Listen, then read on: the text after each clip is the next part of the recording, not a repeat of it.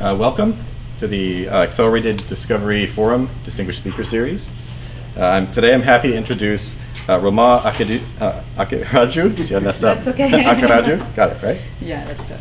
She's an IBM Distinguished Engineer and Master Inventor. Rama is currently leading multiple projects in IBM's Watson division on conversational systems that can provide natural, personalized, and even compassionate interactions with users. This involves inferring users' emotions, tone, personality, and much more through text analytics and machine learning. I've had the pleasure of working with Rama and her team on some of these projects a bit, and so I'm sure you will enjoy the talk today. The title is Building Compassionate and Personalized Conversational Systems. Thank you, Bob. I'm eager to find out how you define compassion. I think I'll find out, sure. Yeah, that's what we're here today for. Well, thank you once again, Bob, for the introduction, Michelle and Moo for organizing this. And I have to say, you all work in a great lab, and it's difficult to find this lab. That's what most visitors say, right, when they start the talk. That's supposed to be a joke, by the way, for those who didn't know. I work in this building. So it's good to be among friendly audience. All right, so we'll get started. I'll tell you about the work that we are doing in Watson about building compassionate, natural, and more personalized conversations, and also a point of view that we currently hold. A big shout out to all our team members, several of whom are here in the room, and some of them may be on the lab. So thank you everybody for all the collaborators, and we also have collaborators from IBM Research who we work closely with on emotion modeling.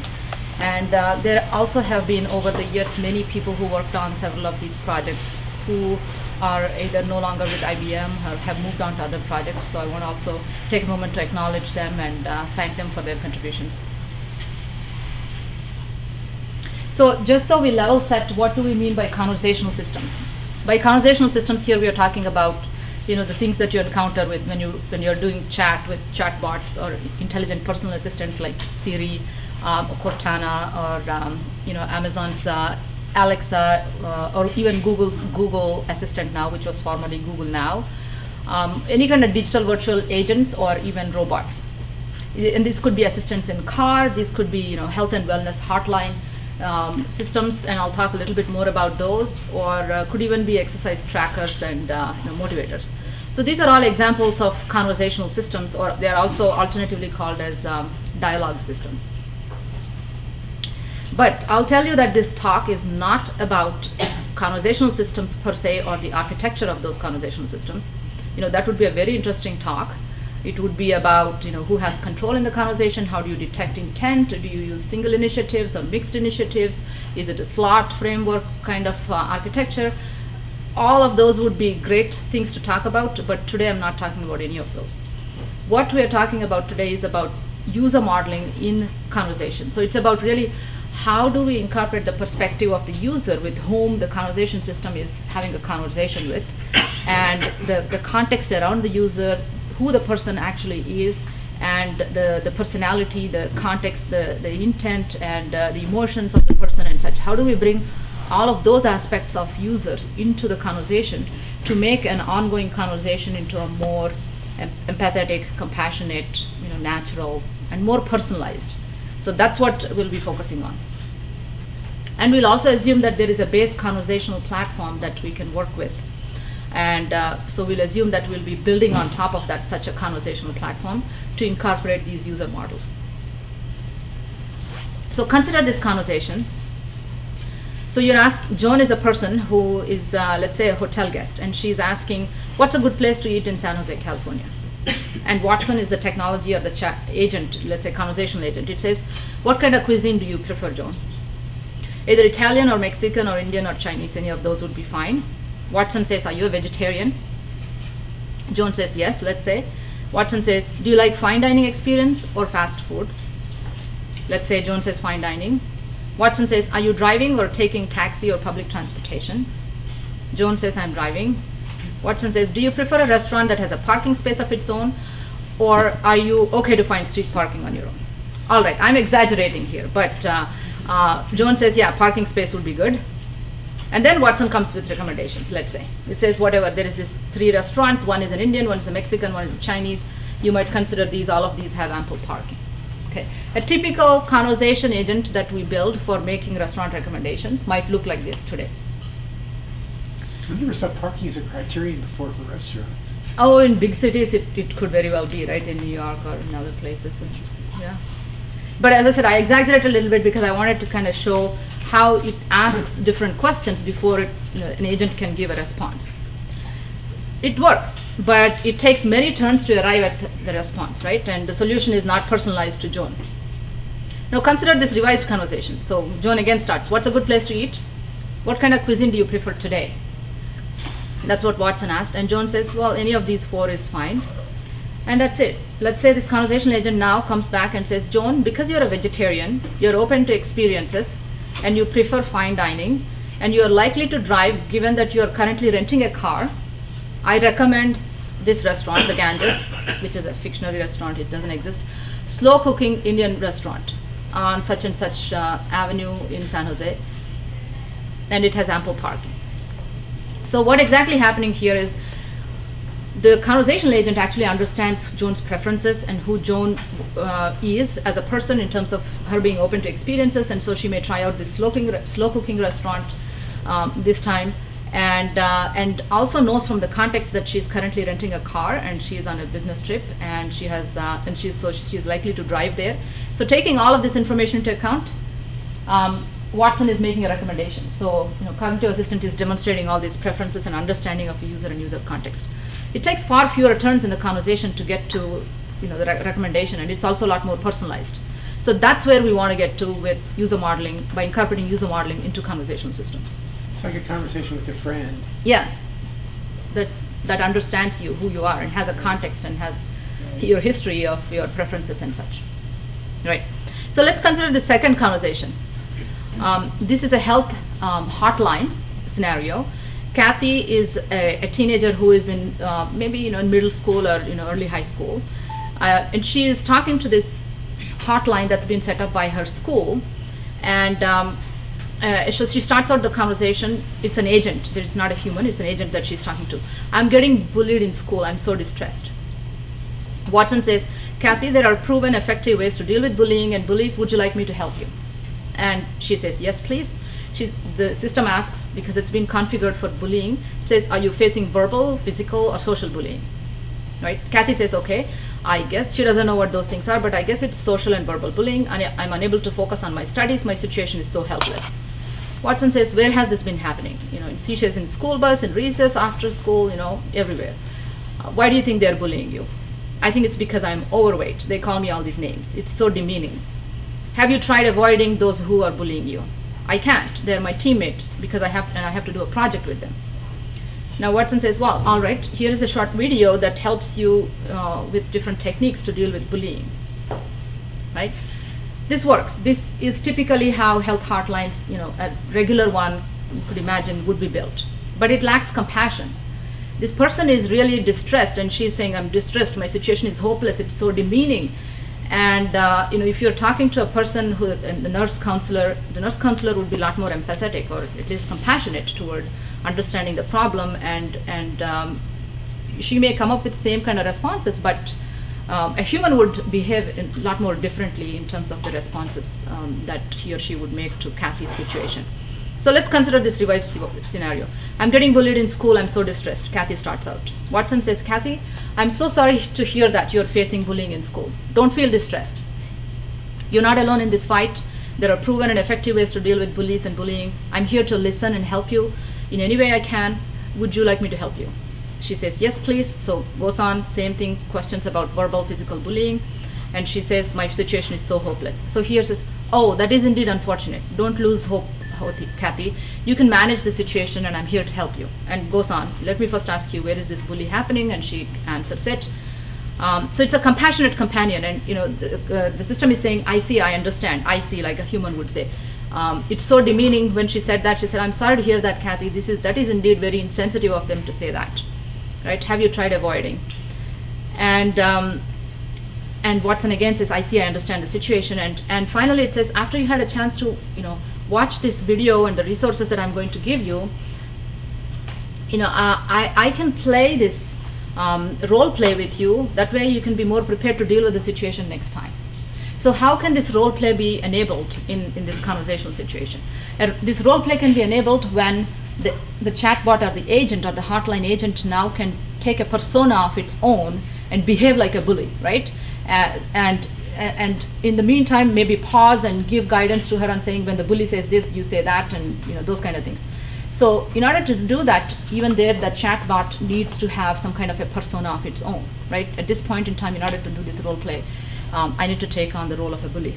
So these are the kinds of personification of these chat agents, and making the conversations a lot more compassionate and more natural, and also personalizing them for people is what we mean when we say user modeling in conversations. So now let's talk about, and I already stated that this is the goal. This is about inferring users' personality, their context, their emotions, their sentiments, and incorporating all of those into conversations. So let's see, how can we measure? Let's say we built such a system. How do we measure the performance of such a system? What metrics do we use, right? So it has to, the agent, when I say agent here, I mean usually the automated agent, digital virtual agent.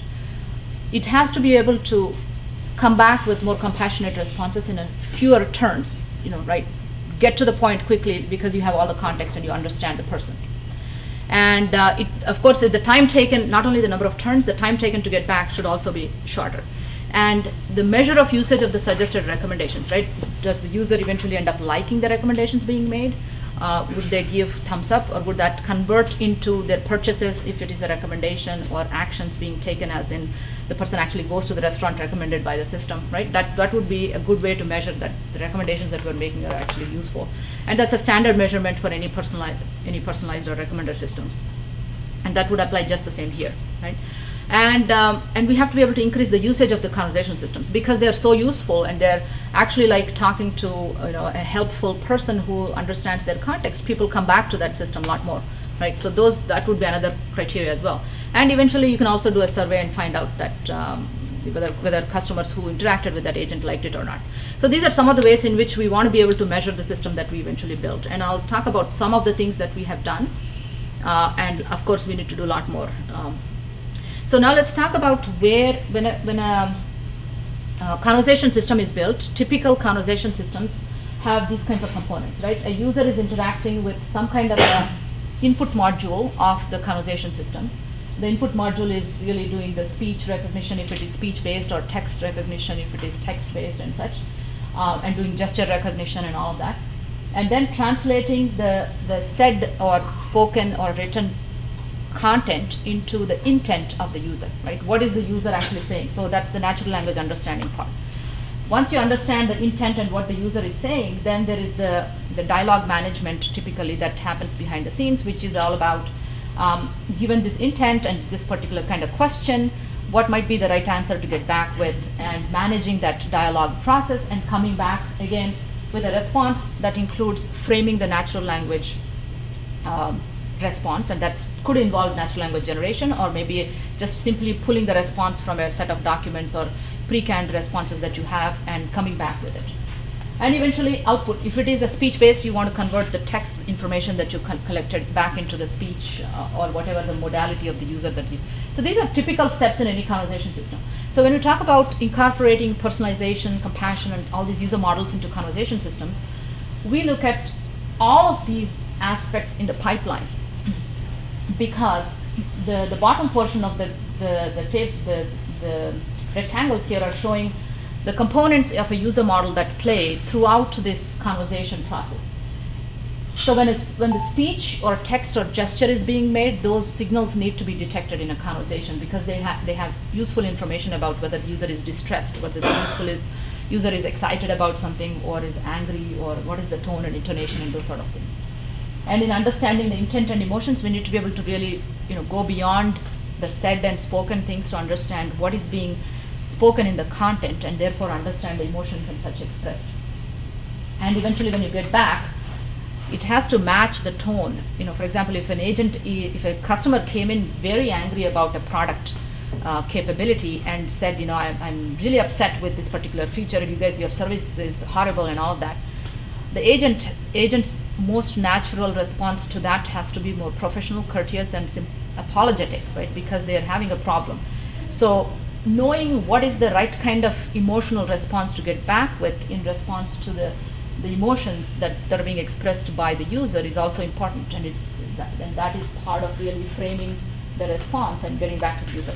So we argue that user models play an important role in all of the aspects of the conversational systems. So now we talked about some examples. We got an idea of what it means to have user models incorporated into conversation systems, and we talked about where all it applies now. What are the core models that we need to build in order to enable such systems, right? So let's take a look at that. So when we talk about cognitive systems, we usually talk about this: cognitive systems have the ability to interact naturally with people, right? We say that as a very important aspect of conversational systems. Now let's break that down into these different parts and actually examine what it means. Interact naturally with people, right? So it has three different parts. There is people aspect, there is interaction aspect, there is the natural aspect. So we argue that there are these three core models that need to be built. So the first model is about interacting with people. So that is, who are the people, have models for understanding people at a deeper level. Then the second aspect is about understanding the interaction patterns between humans to humans and humans to computers, and really bring that knowledge of that interaction into these models. And finally, the natural interaction part involves not only one kind of modality like text. It could involve speech, text, audio, video, all of these. So we need to incorporate all of these into the system. So now the rest of the talk is organized into these three different chapters: the people, the interactions, and the natural mediums, and how we can bring all these things together into user models. So I'll talk about the models that we are building for people, and I'll show live demos of it, and I'll talk about some of the techniques we've used and the accuracy and the measurements and such in this section of the talk. And the remaining ones are work in progress, so there would be more sort of what we intend to do kind of a thing. So people are complex beings. We know that, right? They exhibit different emotions. They have different skills. There is different context in which they operate. They have different preferences. They emote differently. Given that people are such complex beings, how do we have a model of people, right? How can we build a model? Of course, there has been a lot of work in this area. So the question is, we looked at what are the different models that were built by others in the past to understand people. There are, starting with the field of psychology, there are many models in the field of psychology to understand people from the point of view of their personality, their emotions, their needs, values, and all of that, and we use several of them. And there is this effective computing field which focuses more on the notion of the feelings and emotions of people. There is decision theory that has looked at how people decide and what are the different criteria, the rationality versus irrational decisions and all of that. And a lot of work in that area. And marketing folks look at consumer behavior, right? There is a lot of work in understanding consumers from the point of view of what they buy, how they gravitate towards certain things and not. So there are many models that we can rely on to build a model of people. But the question is, which one is the right one for us, or is there a holistic one instead of just looking from the point of view of how the user buys or how the user decides or how the user behaves? Can we have a more holistic view of the user is what we asked ourselves. But then why do you need a holistic model? Is that really important is another question, right? Maybe you just need a model that works for the current situation that you're in. Why to boil the ocean? Well, we argue that for us, specifically in Watson, since we are building blocks and common platforms that are being used by developers and everybody out there for various purposes and various use cases, we cannot predict which use case a particular client will use it for. For example, when we built personality insights technology, which I'll tell you more about, we knew that it would be applicable to match people with people, but little did we know that there would be a dating company that would be using our service to match people up. So there are many situations that we would encounter and for which different kinds of user models would be required. So we thought, well, we need at least for us to think about, we need a holistic user model, and because we are releasing this general purpose platform for developers. So we created one by assimilating all of these. So we use this as a guideline, and obviously this is going to be a journey, and we're not complete in this journey. So so we created a model thinking about what is the inner state that user has, and how does the user interact with the environment, and what is the outer state that eventually these actions manifest in. So the inner state part is about how do users, who are the users, what is their existential being part of it, how do they feel, how do they think, and the environment aspect of it is that what is the context around them, how do they interact, and what are the different options and products and features and things that they're exposed to. And the outer aspect is taking all of this information into account, how do users explore and decide, right? And based on all of that, they're taking actions. Those actions could be purchases, anything. So let's open it up a little bit. So what does being mean? What does feeling mean? Let's take a look a little bit. So being, we look at being as not only the demographics, personality aspects of individuals, it's about the personality, their needs, their intrinsic values, their ambitions, goals, motivations, all of those kind of things are part of who an individual is. And the feeling aspect is not only about sentiments, emotions, but also about the feelings, the attitudes they have for different things and such.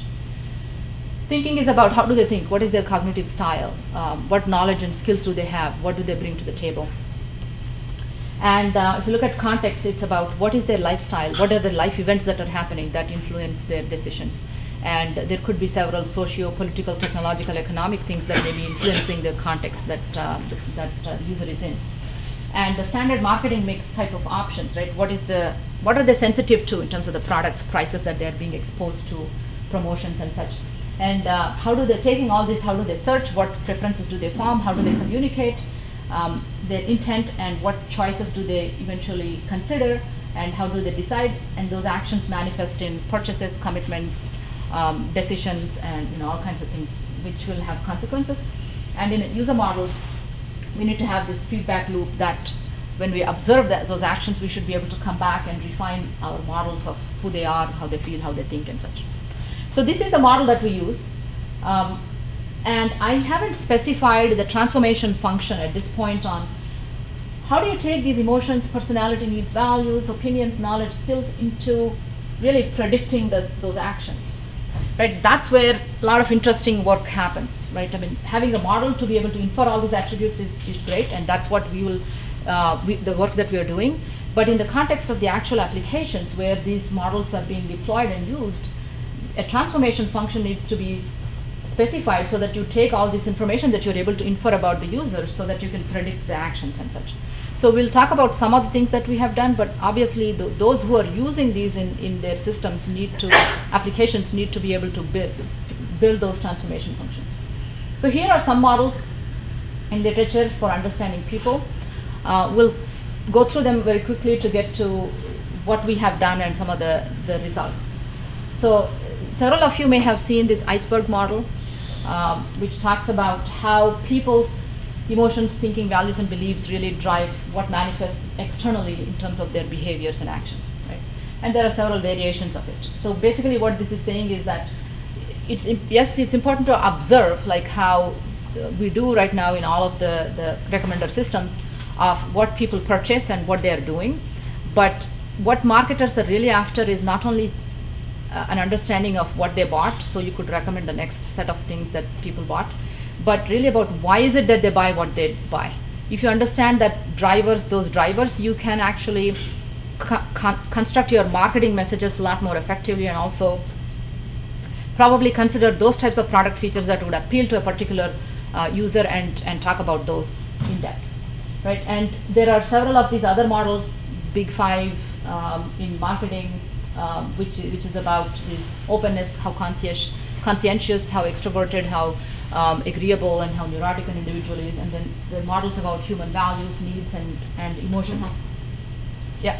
So I've seen the Big Five stuff for quite a while since the project started.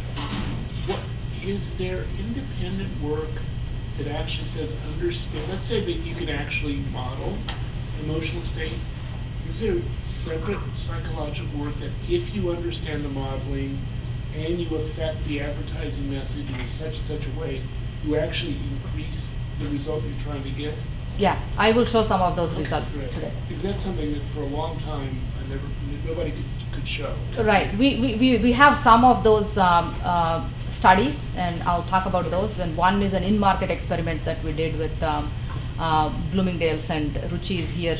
Probably you can comment on that as well. Right.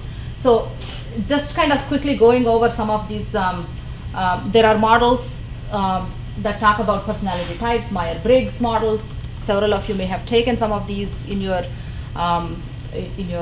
jobs or in student life that tell you about what kind of a person and what your persona might be.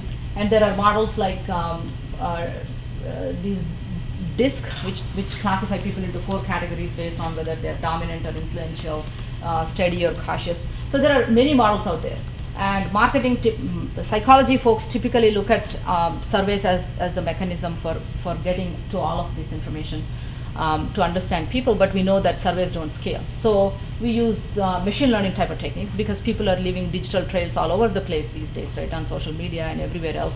So it's almost like instead of you sitting and watching on Spanish Steps who people are and observing them and who they are, you can now read their social media content and get to know them better and understand who they are and you know what their personality and what their likes and dislikes are. So I tell you, sometimes I find that a little creepy. You know, Ron, we know that you like sports, and I think, God, did you read my email or something? Here's something of interest. Anyway, I do find it a little bit creepy sometimes that if they know a little bit too much about me, they don't care for them to know. Right. So I might as well come to that point right away. Yeah, privacy is a big issue in this area of user modeling in general. And the way to get around it is by using opt-in kind of approaches and also anonymizing it. So let me give you examples. In an opt-in approach, if I have on my mobile device this travel assistant or a digital agent that will help me in my situations, let's say with travel, reservations and all of that, and I'm actually more likely to give it my access to my social media data to use that to give more personalized travel reservations and travel plans for me, and I know that it's used only by that agent and it's not passing that information to others, right? So in that case, I'm more likely to share the information because it's helping me, it's adding value for me, and I know my data is secure, right? So in those kind of situations, privacy hopefully should not be such a concern. And in other cases where you can actually anonymize, understand the patterns in large amounts of groups as to how people behave and why they behave that way. And when a particular individual comes, again, based on opt-in, you can personalize the recommendations based on that. You're confident they're not sharing with other people because they say they're not going to do it, or why? No, these are applications, well, applications that you can control and you can explicitly give access or deny access to, right? Saying, you know, no, I don't want you to use any of my No, I give them access, but how do I know they won't share it with somebody else? Yeah, I mean, their legal laws and, you know, those things can cover that, right? I mean, that's a standard question with anything. I mean, if you have a contract with a company saying that, you know, you would use it only for this purpose, you're bound by that contract, and, you know, laws could come after you if you violate that, right? So. All right, so what do we have? So let's get into some of the actual cognitive building blocks we have built so far. Personality insights, of course, tone analysis and emotion analysis, which is part of Alchemy Language API. For those of you who are not familiar with Alchemy Language API, it's one of the umbrella building blocks of cognitive services that we have on Watson Developer Cloud. And this image is taken from Watson Developer Cloud. Again, for those of you or interns who are not familiar with, if you go to IBM Watson Developer Cloud, you'll see these cognitive services, and you can try them out. Okay, so I'll show some quick live demos, and then I'll immediately come to Brent's question on how do we actually make these things actionable? Do these things actually make?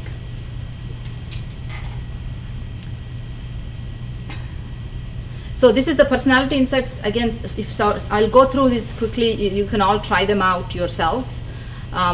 This is a service that's out there. You can, so currently Oprah is selected and her Twitter account is being analyzed.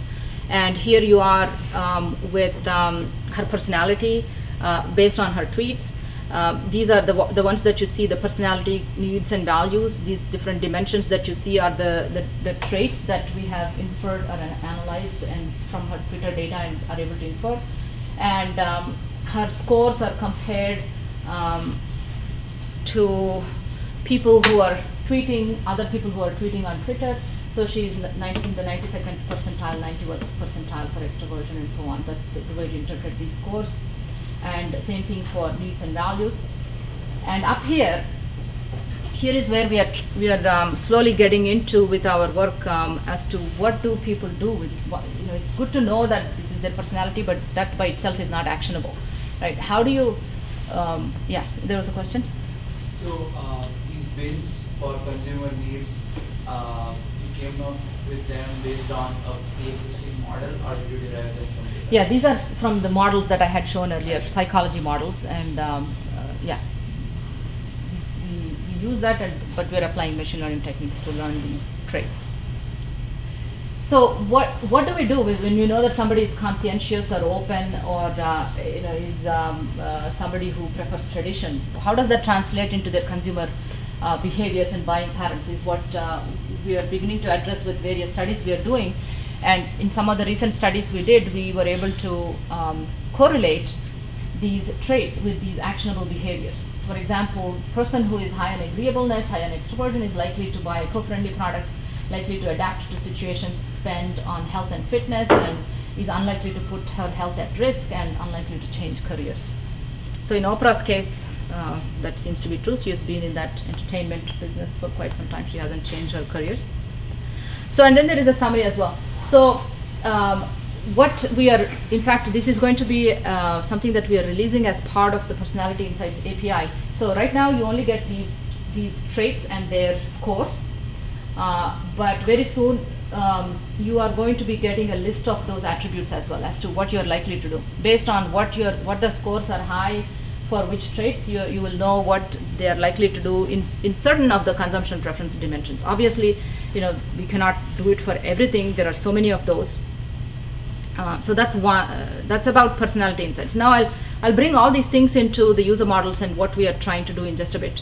So then we asked ourselves, can we infer, in order for personality insights to work, we need to have about 4,000 or so words, text that's written by individual. And often we find out that that's kind of difficult. We don't often have that much. So we asked ourselves, can we infer one's personality from the text that from the images that people are sharing? And so this is a project that is a currently ongoing one. The results, although there is a demo, we are still trying to refine the technology. Tom Zimmerman leads this work. So here it is. So if you specify, let's say, Bill Gates. So it's now sending the images retrieved from Bill Gates's Twitter profile, and is passing through the Vision APIs and get a list of those interests and what the images are about, type of tags, and using those tags to run this machine learning algorithm to correlate those tags with the personality traits. So when this is done, we'll get back the personality of Bill Gates as inferred from images. So those were the top 10 images that top 9 that are being shown, retrieved from his Twitter account. And here we are showing on these different dimensions where does Bill Gates fall. So some of the questions that we are trying to address now is, do the personalities of individuals corroborate when you infer them from text and images? When you get it from Twitter versus Facebook versus blogs versus emails, are they the same? If there are differences, what are the differences and why? So these are some of the things that we have only preliminary results. We don't have good results yet to talk about. But these are a couple of projects, and now I'll show Tone Analyzer, and then we'll get into where we are with some of these technologies. So Tone Analyzer, yeah. I have a comment that some people try to cultivate an image, like Donald Trump, but we infer things from that very cultivation that they're trying to do, things they would not be happy about our concluding. Well, yeah, so people can choose the persona that they want to project on different platforms. Of course, that is always the case, and we'll be able to only infer the persona that they chose to project in that case. But if we really kind of over a period of time, if we have enough text, it shows, the field of psycholinguistics shows that you are likely to converge, the results are likely to converge to your true personality. The true personality being inferred from the surveys. Now, one can, of course, also fake the surveys by answering them incorrectly or not be genuine. If that is the case, then yeah, we have a problem. But I think that other than asking people some not so direct questions and inferring their personality, we don't have other ways of really understanding one's personality, right?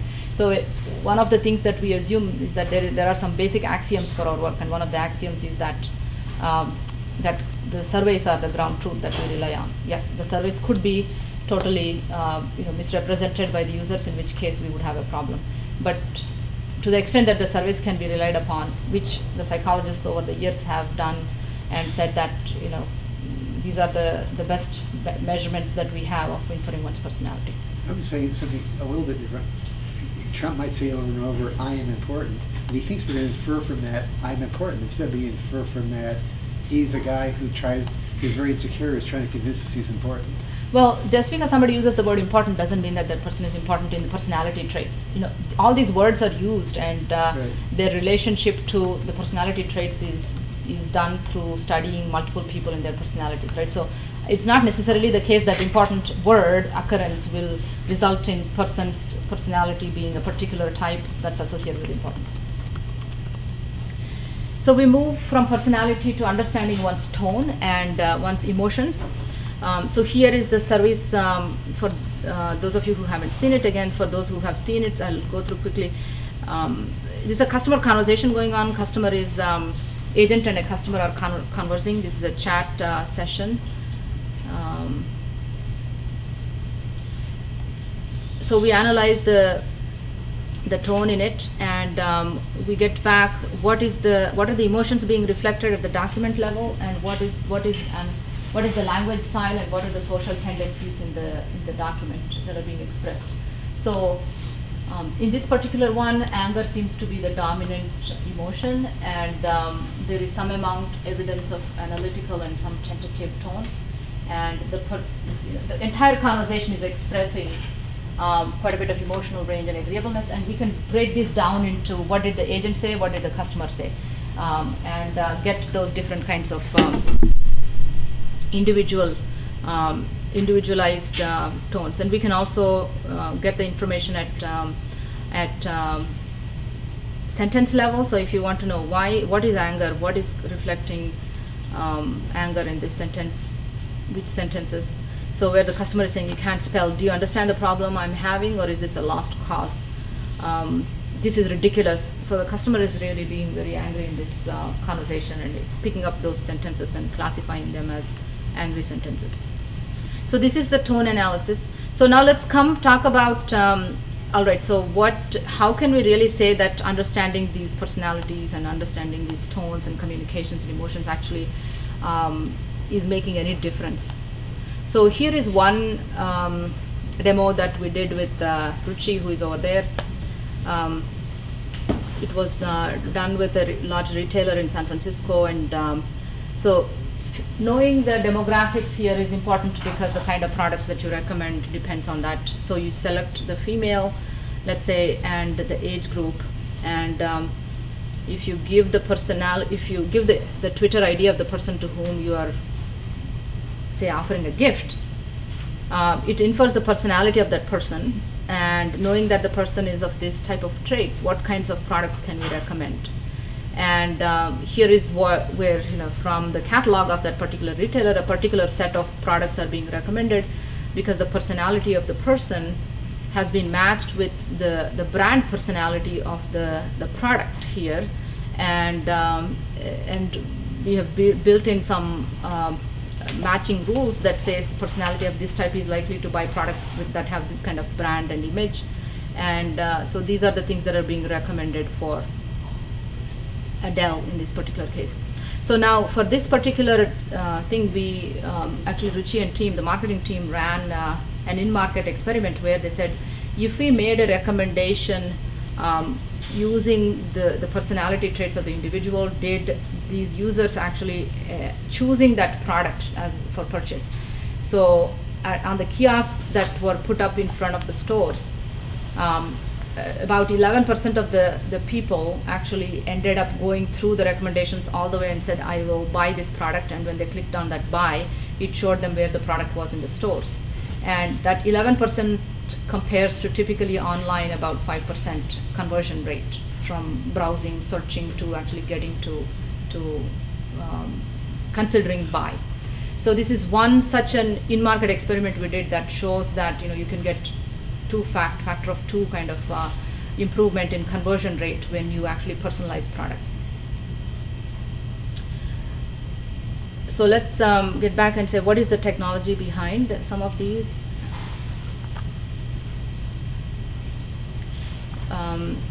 So I won't spend too much time on personality insight. Several of you have heard about it before. But we'll just kind of show this latest things. So we started out with using linguistic models. There was a dictionary called Linguistic Inquiry Word Count that's very broadly used in many of these works where psychology and linguistic areas come together. So we started out with using that dictionary, and but more recently we wanted to move to more machine learning based approach and not necessarily use any particular dictionaries to guide the system. And here are some of the latest results on the mean absolute error as compared to the psychometric surveys that we got on people. So, when compared to the linguistic, the model that uses those linguistic, the dictionary versus the new model, we are pretty comparable, and in most cases actually do slightly better. And that shows the correlations for these big five dimensions. So moving on, this is about how many words do we need to infer personality, and we did experiments on that, and we also show that if we use the more machine learned model, you can actually converge even with about 30 tweaks to 95% of the accuracy that is possible. Ruchi, go ahead. Behind talk analysis, Yeah. is it still using the same kind of text analytics? So first you convert speech into text, and then you do text analytics, and then you do the emotional analysis, or is it? Currently, the one that's released, so the question was, do we still do speech-to-text translation for inferring emotions? The one on that we have released, yes, it still does machine translate. You have to do the speech-to-text translation before you use the text-based emotion model we have. But folks in research are working on models from speech directly and gestures and other things, which will be coming up later on. What is the sort of the success rate when you measure or run the tests on it? Or is the Accuracy for emotions. Let me switch to that. Okay, let me switch to that, and I'll come back to addressing one more question that.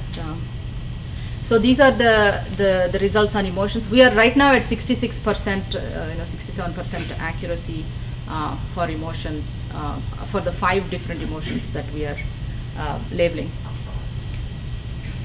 There's 2 flavors of emotions. There's immediate emotions and there's long-term emotions.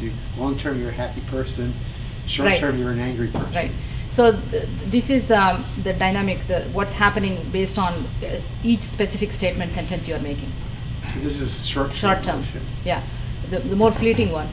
The long-term emotional disposition actually translates into one of the personality traits, which is the emotional range. What is the typical emotional range you tend to have as a person in general?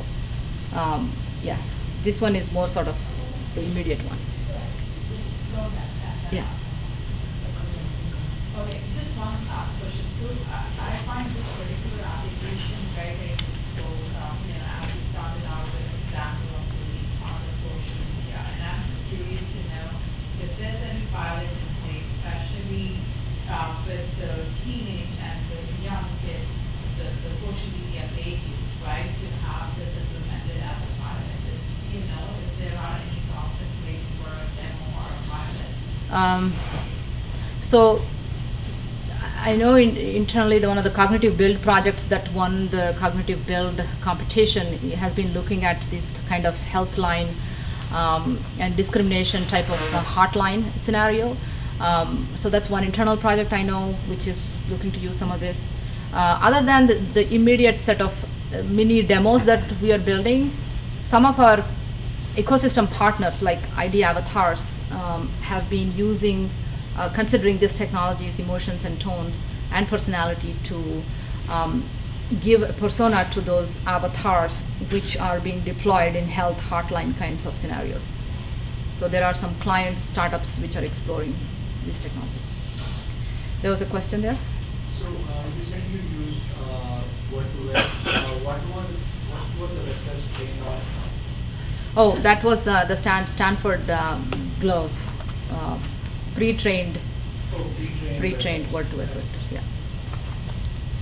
Okay, so one quick thing to answer Brent's question. There were many studies that we did over the years since the original personality insights to correlate people's personality to actionable behaviors. And here are some of the studies, and several more are getting released as part of the API. So you know that people with those specific kind of trends are more likely to respond to tweets, which means they're likely to collect information. Who are more likely to spread information? Who's likely to respond to unsolicited advertising types of things? What kind of people redeem coupons more often, more likely to redeem coupons? And who are the kind of people that show brand affinity versus who don't care about brands? Who are the people who are likely to have a sense of satisfaction by being part of a community? And who are the people who express interest from gaining knowledge from content, and what would their personality traits be? And these are some of the studies that we did, and many in the literature that others have done. But we are only releasing the ones that we have done as part of the API, which hopefully we think will make the system a lot more actionable now, the traits in building these recommender systems and conversational agents. So yeah, I mean, I'll skip some of these. Yeah, so if you have, for example, typically, if there is Lisa, a person who shops at Target, Amazon, Whole Foods, she's been buying a lot of maternity clothes recently because she's pregnant. Typically, you would get disposable diapers kind of advertisements. But if you knew that she was high on altruistic and is high on morality and conscientious person and high on moderation, you may actually offer her coupons for cloth diapers instead of that. So these are some of the examples where knowing the personality actually makes a difference in making recommendations. So we talked about the images. Let's talk about emotions as a technology. So given a piece of short text, about 3 to 4 sentences, the goal is to detect emotions. These 5 different emotions. And we are using an ensemble model which has different kinds of algorithms in it, and the best of the best are getting chosen inside the ensemble here. And here are the results as and we collected about 100,000 annotated text sentences that have been annotated on these different emotions, and they include semi-val, IZER types of data sets, and also Twitter hand-labeled data sets. Some of our members who lead that project, Preetham is here, for example, and Joel as well. And here are the example. Here are the accuracy. I mean, we have ways to go, but this is where most of the emotion systems are at. With our ensemble models, by mixing up different data sets that we have, we are at about 66% accuracy in predicting these 5 different emotion labels. And we're working on more positive labels and additional ones as well. So a lot of people ask me this question on why emotions, how do they differ from sentiments, and how can you actually act on these emotions? So here are some of the things that we are looking at. There is some, this is really pulled out from the product reviews online. Somebody said, why would locating a store with mileage feature be taken away from this app? At least sorting, whatever was put back on. These are just stupid decisions on your part. You guys even try out the app before you put it on the market. So sentiment analysis shows that's a negative, and emotion analysis says that's angry. And you can infer that the person is unhappy with the product. But here is one that's actually interesting. So why would locating a store with mileage be taken away from the app? At least sorting was put back on. The fact that these things are being taken off and put back makes me nervous. What are these guys doing? Do they know what kind of product they're building? So of course the sentiment is still negative, but the emotion is fear, right? I mean, the person is nervous about using your product. So the kind of feedback that you would get is that it's not only that you're unhappy with the product, right, but it's actually you have a little more fine granular feedback on the product now, that there is some kind of a trust issue with the company that the customer is expressing, right? And that's important information to know. And where else could it be used? I mean, in this customer loyalty spectrum, people often want to know, where exactly is my customer? What can I do with this customer?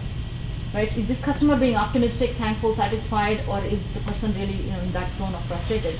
And it's not just it's not just enough to say that negative, positive. You want to know these fine granular sets of emotion states that users are expressing, because actually now marketers are starting to really take advantage of this fine granular information on some of these companies like Conjoya, for example, to label, this person is a loyalist, this person is an enthusiast, this person is a refrainer, and that person is actually a defector and is likely to go. So it's important to know where a person is in the loyalty continuum so you can engage with that person better. The kind of message, the kind of marketing that you want to have is different based on that. So overall, user modeling, people have a lot of privacy concerns. Ron brought it up, I commented on it, that you can either do it with opt-in or by being anonymized. In a conversation setting though, it's usually kind of a one-on-one thing, so hopefully when the user opts in, their context and user information can be used better in serving them better. So now let's talk about, that's the work that we have done. Some of the work that we are doing, I'll briefly give an overview of it. How do we understand human interactions better? So when people are interacting with one another, we know, right? When that person is angry, or that person is happy, that person is really being, just indifferent to you. How can we make that and a conversational agent really understand when the person is conversing, what kind of a particular situation the user is in, right? How do we, what are the patterns of these human conversations that we can learn from, so that when a person is speaking, we understand that pattern of communication and have the agent, the chat system or the automated agent really understand the context and the pattern and act based on that.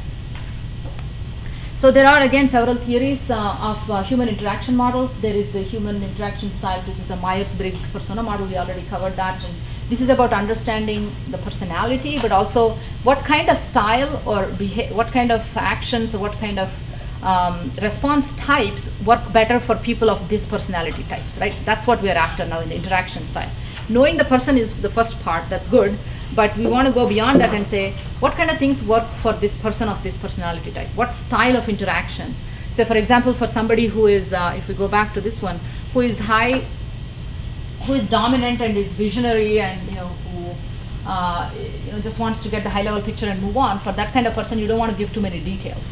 Right? For somebody who is very much into detail oriented, you want to provide as many details about the product and the situation as possible in order to make a convincing argument. So really kind of knowing those patterns of human interaction and incorporating them into conversational systems also makes the systems a lot more natural and personalized. So there is this other one by Linda Burns. She talks about another model of her own, about how whether this person is the kind who charts the course or what's behind the scenes or is in charge of the situations or get things going. And in literature, there is techniques that people talk about as to how exactly you would interact with such people. And the speech act theory, some of you may be familiar, talks about really understanding humans from the speech perspective. Right? There is 3 different main kinds called locutionary, locutionary per locutionary. Locutionary talks about literally what is being said. If you say don't go into water, that means yeah, don't go into water. It's exactly as it said, and that's what the person meant. In the illocutionary one, when somebody says there is a snake under you, it actually means be careful, right? So there is a statement being made, but there is an indirect, and there is a social function associated with it. And in the perlocutionary kind of speech act, it's about the effect of what is being said. So if you say, and these are examples from literature and Wikipedia, if you say I have a CD, would you like to borrow it, you may actually mean it, but you may also be showing off a little bit, right? That I have this CD and I listen to this type of music. So there are some unstated types of actions in when people speak, and when I'm talking to somebody, there may be an internal agenda that I have, and that person has an agenda, and the dynamics of the conversation really plays out based on how people are interacting, based on their context and what they're bringing into the conversation. So what we are doing currently is really looking at these types of human interaction patterns and trying to model these and trying to understand if we can derive these from the conversation systems and patterns. So there are these, for example, agree. When the person said something, is this a statement that's about agreeing or disagreeing? Is this a person that's apologizing statement? Is this a person that's accepting? Or is this a statement that's of the type thanking? Is this about advising, asking? So if we knew exactly what category we can put this statement that a person made at an abstract level, although this is an actual conversation is domain specific, but at an abstract level we are understanding the kind of conversation that's going on. This person said something, this person answered it, this person said thank you in return, or that person came out angry, this person said apologetic statement, that person gave something else, and the answer ended up in problem being resolved, and eventually the customer satisfaction led to customer satisfaction. So we want to understand these patterns in speech that lead to whatever the outcome of the conversation is, whether the user being satisfied or dissatisfied, whether user being liking the recommendation made or whatnot. So these are some of the types of speech acts or dialogue acts, is the follow-on that comes from it, that we are now learning from conversations. So this could be, typically the patterns in dialogue act that they look at are, is this a statement, is this a acknowledgement, opinion, or is this an appreciation, yes, no question, non-verbal question, yes answers. And a slew of things that were found to be more relevant to detect in conversations that would have an impact in understanding what's going on and how the dynamics played out. So we're mining several conversations in customer agent call logs and discussion forums and such to understand these types of patterns, and hopefully we'll be able to share more results. So this is comes from the work that our collaborators in Haifa team are doing, and they came up with these interesting dialogue strategies, based on. So if you knew that somebody is, thanking, acknowledging, all of those, so what do you do, right? It's good to know first what to do, what is being said. The next thing is, for the conversational agent, must know what needs to be done afterwards, right, in order to really respond more appropriately to that particular pattern of conversation that was detected.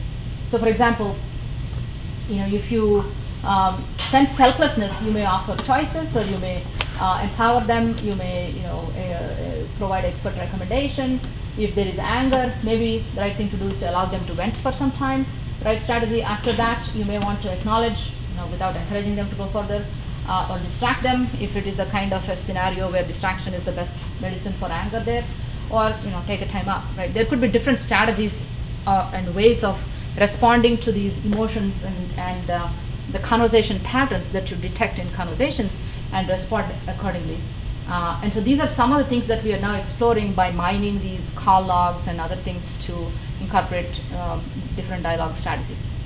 Is there a reflective component? Because you may have misdiagnosed a state of confusion or embarrassment, follow along a path, and realize that that's not your misdiagnosis and you're making it worse, or you're causing additional problems. Yeah. So is there a reflective watching the conversation to see if it's playing out the way probabilities? Yeah, that's a very good question. So how do we make sure that what we are saying, our initial understanding of the way the conversation is going is right, and the strategy that we are taking is working or not?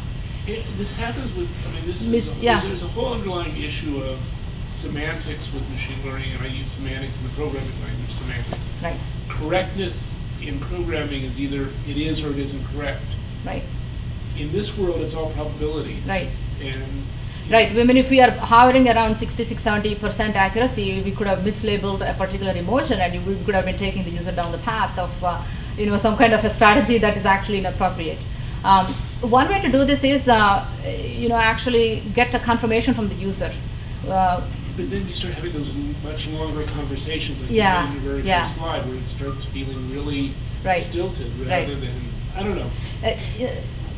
One of the things that we are trying to do, that's why is actually mine a large number of conversations in customer care scenarios that have happened to see, derive from the data what kind of strategies did those agents with whom the calls ended up more satisfactorily for the customers resulted in. What were the patterns? Can we detect? Yeah, but you still sound like a computer scientist that's trying to build the correct system. Yeah, I know. I think we have fundamentally never going to be a perfectly correct system, so we have to adapt to the built-in errors. Right, right. Yeah, I mean, I think checkpoints in between to validate from the user that this is indeed the case, or say, exactly, like, it may add to a few extra turns, but that could be a simple initial way in which we could incorporate it, saying, is this helping you, or do you, I sense that you are angry with such and such, would you like me to help you? So if the user says yes, then move on with the conversation. Anytime I have a conversation with Ron, there's just always constant, like, does he understand what I'm really saying? Is he back on P versus NP? Yeah. Sure, anytime. Yeah, I know that, Bob, you're a conversational agent too, if you have any comments on that. I know that's an important problem that from a computer science perspective, it's always there will never be perfect, right? Yeah, I mean, there's the issue of are you correct or not, and there's the issue of did you understand the user or the other speaker, and I mean, you can give the user an answer that is objectively correct, but if they don't understand it, then you haven't yet fully accomplished your goal of getting this particular user who has different state of knowledge than another user to understand the answer to the question. And so, and you start off with one answer and see what happens, right? And you see if it's because you don't know what they know, and so you need to have sometimes they'll get it like that. Other times you may have to do some repair so that this person can take some extra turns to repair it so that this person understands what that answer means, even if it's perfectly correct at the start. Even with people that. Exactly, well, that's what I was going to say. Right? It happens even with people, so it's I make assumptions about what you know, and then I try something, right, and see what happens. And sometimes I get it right the first time, and other times I have to adapt in ways that I could never predict until we get into the interaction. So there may be an analogy in teaching scenarios, because you're doing the same thing with students. I mean, you're projecting what you think is the most likely way that they will understand a subject. Some of them will get it right away, others won't, and if you go down the path that you think they know, and you know in that path, you're probably making it harder to step back. I don't know. It's just that maybe there's another area to tap into. Yeah, that's a good point. Yeah, there might be strategies to learn from other fields, like education and teaching. You had a question, and I'll come back to you.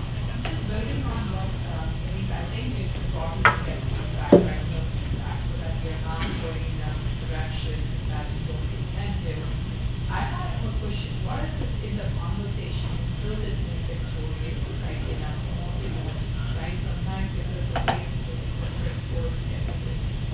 So is there a way to build it more graphic? The thing when I say graphic, I just really mean like emojis and things like that to convey emotions and get a response. There's always a possibility, but again, you have to kind of balance that with how you would ending up annoying the user. Like that Microsoft clip example that everybody cites, right?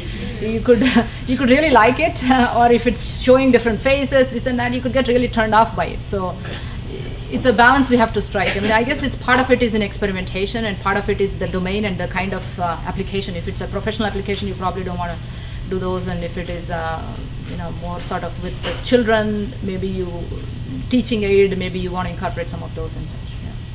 There was a question. So I had an idea. What do you think of using the same thing to build a better gaming experience? So for a person who's playing games, to predict maybe what they'll do, maybe create a better environment for them. I mean, has anyone thought about that? Yeah, that's a good point. So I mean, we are building the core technology. We don't, in IBM as a company, we won't be able to build applications in all domains. So when we build out the platform and release it, anybody who can make use of this for their domain can use it. Hopefully, gaming there is already quite a bit of interest in general in Watson and cognitive technologies for gaming. Hopefully they will be able to make use of this and build their own applications with it. IBM itself is building industry applications in only select set of domains where we know the domain well enough, and we have the route to market and such. Gaming is probably one thing that we would work with our business partners to bring those applications to market. But yeah, that could be a very useful one, and especially in multiplayer games, there are different kinds of dynamics going on and different things going on. Yeah, how to adapt the system to the next level or downgrade it depending on the level that the user is at, and all of those things could be important. Yeah.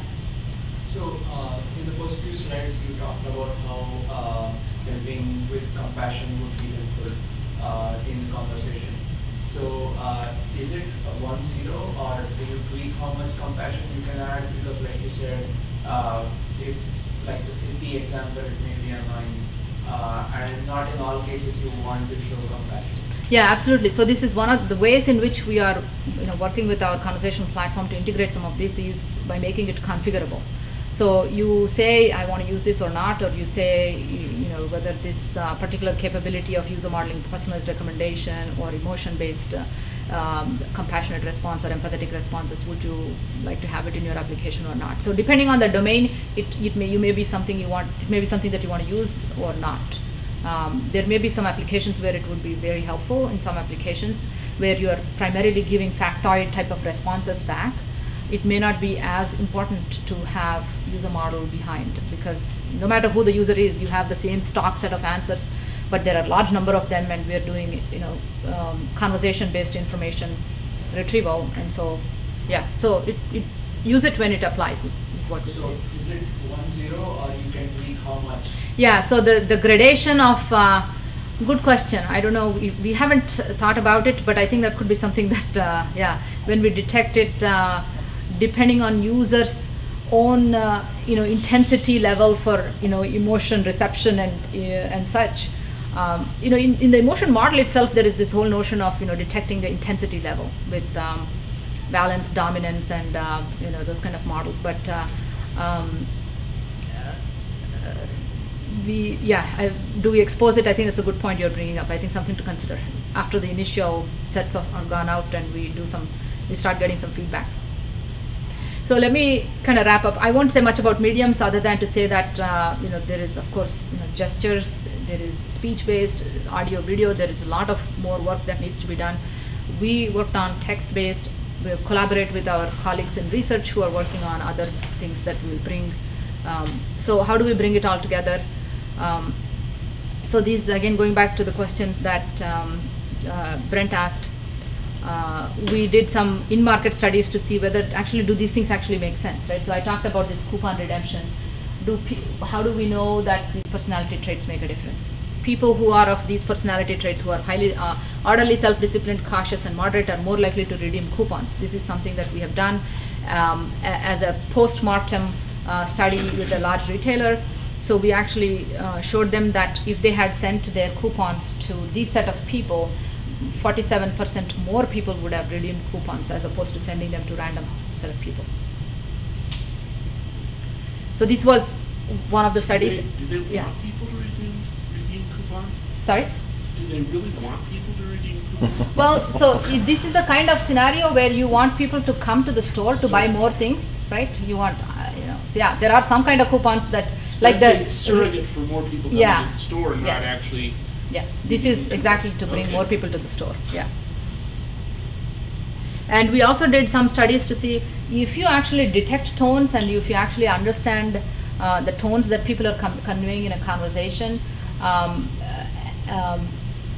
does the tones that people are conveying in a conversation have any impact on customer satisfaction or any correlation to customer satisfaction, right?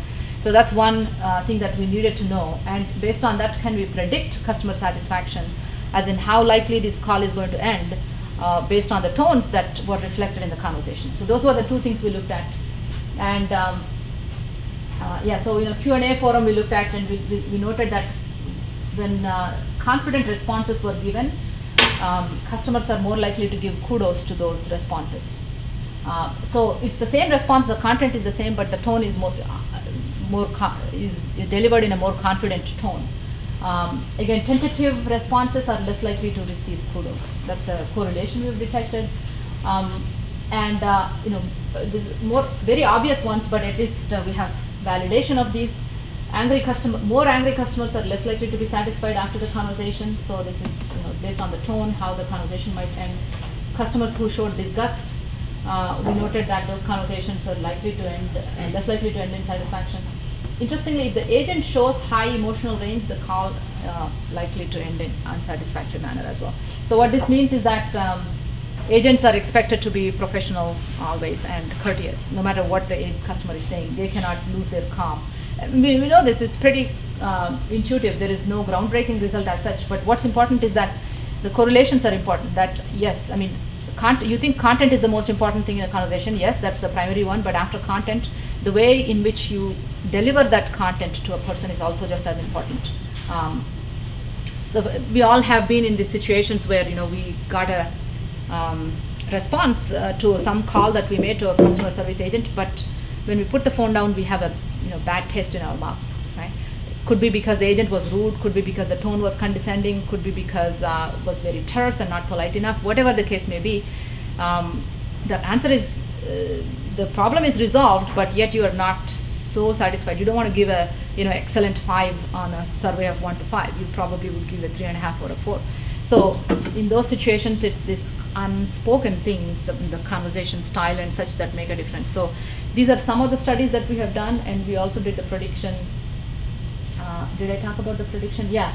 So we tried to predict. So we don't know anything about what's being discussed.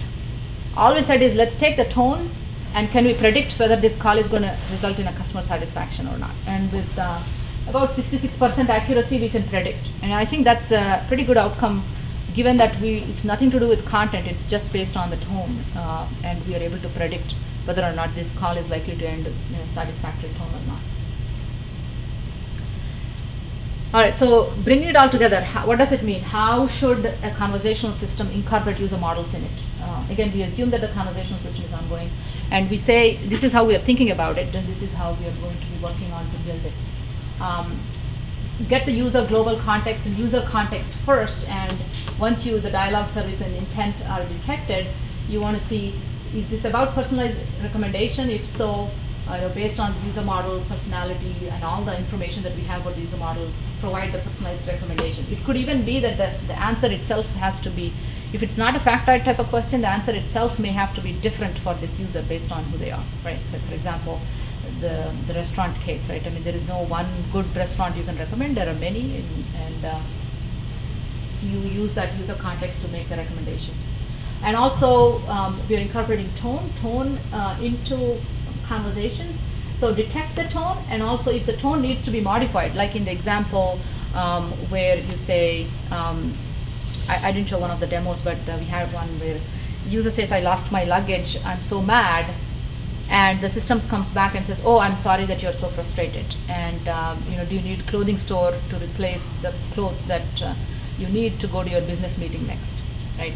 So acknowledging that you're frustrated is something important, and that's it's not part of the answer or the recommendation. It's a response that the conversational agent needs to come back with, and that's what we call as tone modification. So it's not just detecting the tone, it's modifying the tone and the response, either by prepending, appending, or by changing the whole response itself to come back to the user with a more personalized and compassionate response. And eventually, when all this is done, you want to be able to, of course, summarize and capture all this information for next times when the user starts interacting with the system. So let me pause there and say, come back to, yeah, I mean, there are interesting questions that we can all debate about, but these are pretty standard to any kind of personalized system. How tightly, and you were alluding to some of those about how the gradation and how tightly should they be integrated. Should the users give consent? Should the users be aware that there is a user model behind the scenes in making these conversations more personalized? Should they be given an option? And these are all application level questions, and depending on what domain, what application you're building, you can expose them and let the user know or not. And from our perspective, we want to kind of build the core technology and make it possible for application developers to build these systems more effectively. So let me pause there. So conclude by saying, our goal is to enable these more natural, personalized, and compassionate conversations. And in doing so, we are focusing on the user model aspect of it. And so today I talked about some of the user models that we've built, the personality, emotions, and tone associated with people in how they convey things, and also the future work that we are doing, which is about really understanding the user interaction patterns, about how to model what are the different abstract level conversational patterns going on, and be able to adapt the conversation based on that using dialogue strategies. And some of these cognitive services that I have shown today are available on IBM Developer Cloud, so feel free to go try them out. Additional ones hopefully will be integrated into the IBM's Conversational API, which is also something that's an experimental version of it is available right now to play with, which mostly does intent detection at the moment in the disguise of a dialogue specification behind the scenes, but it will be hopefully getting more richer in functionality in the future.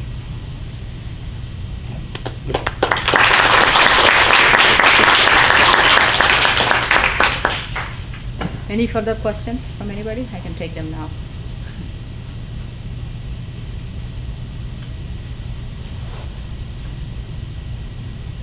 Okay. All right. I think we're done then.